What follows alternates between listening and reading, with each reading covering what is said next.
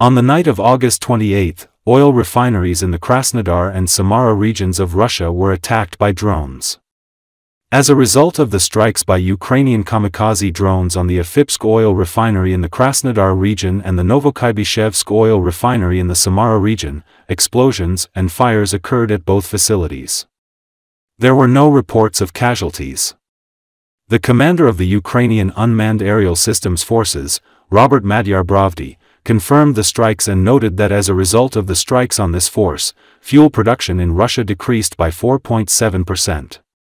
The Afipsk oil refinery processes 6.25 million tons of oil per year, which is 2.2% of the total volume. At the Novokuybyshevsk plant, this figure was 7 million tons and 2.5%. In total, fuel production in Russia decreased by 21% in the last 2 weeks of August as a result of Ukrainian strikes. Samara Oblast is located more than 110 kilometers from the border with Ukraine.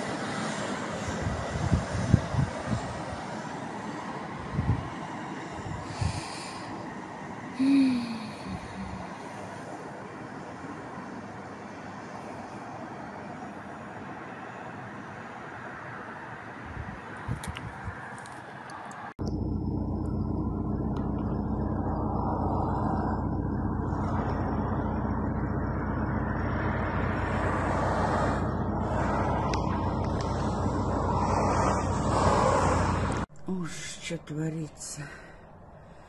Прям с утра сегодня бомбежки, прям война натуральная.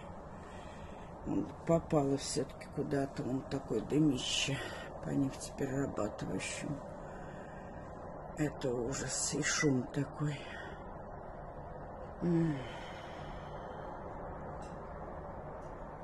Уже 23 этих Паша насчитал.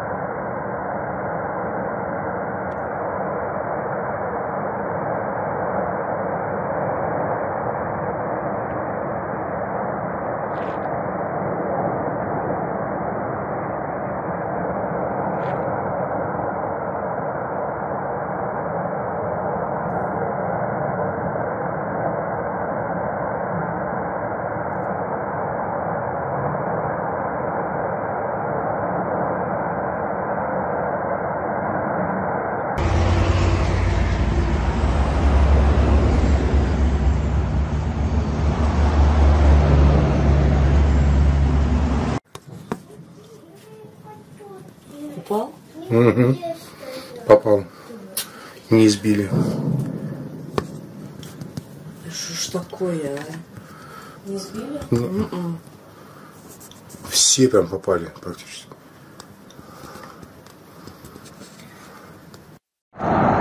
Разбомбили с КМПЗ. Знатно хлопало. С 4 часов до 6 без остановок. Бомбили БПЛАшками. Вон там видно, пожар очень сильный. Теперь что-то там взрывается без конца.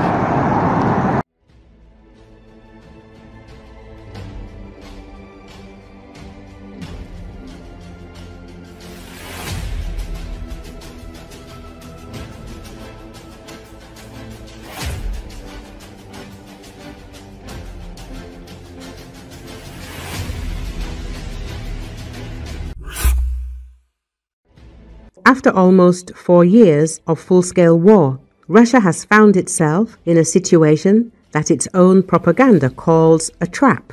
Z commentators admit that the initially proclaimed Putin's cunning plan has turned into Zelensky's cunning plan. Russian Z patriot Maxim Kalashnikov spoke quite frankly about the deplorable situation of the Russian Federation.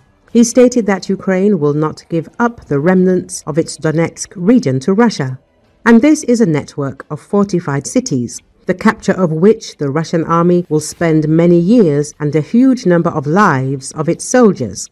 Look, at the moment of negotiations, the main efforts are concentrated on winning back these 36% of the rest of the Donetsk region, and there are 12 more fortified cities. Slavyansk, Kramatorsk, summer is ending. It is clear that there will be no major offensive of the Russian armed forces. Near Pokrovsk, they cannot close this encirclement, take the Ukrainian armed forces into a cauldron. Instead of closing this cauldron, they rushed north from Pokrovsk. What did they achieve? The Ukrainian armed forces did not lose control there. There was no collapse of the front there. They stopped this breakthrough. It is clear that any of these resistance nodes in the Donbass will have to be taken for a long time and painfully.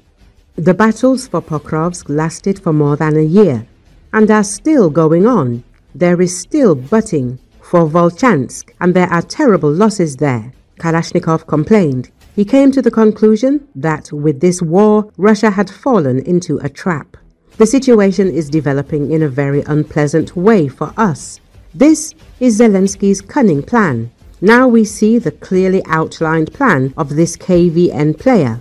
He is a smart man. He has a clearly outlined plan to get money from Europe, to buy weapons from America, and to prolong the hostilities. And while Russia is fighting, a fierce economic crisis will rage in its rear. Production will begin to decline.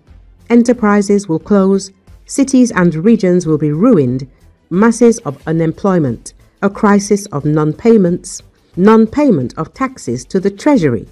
Russia will lose the ability to fight and will ask for peace itself. There is nowhere to go. And Zelensky will be the winner. And it does not matter that it is not on the battlefield. He admitted. Even supporters of the war in Russia essentially confirm that a protracted standoff plays into Ukraine's hands. Zelensky's plan is not only to hold the front, but also to exhaust Russia from within, forcing the Kremlin to capitulate under the weight of internal crisis.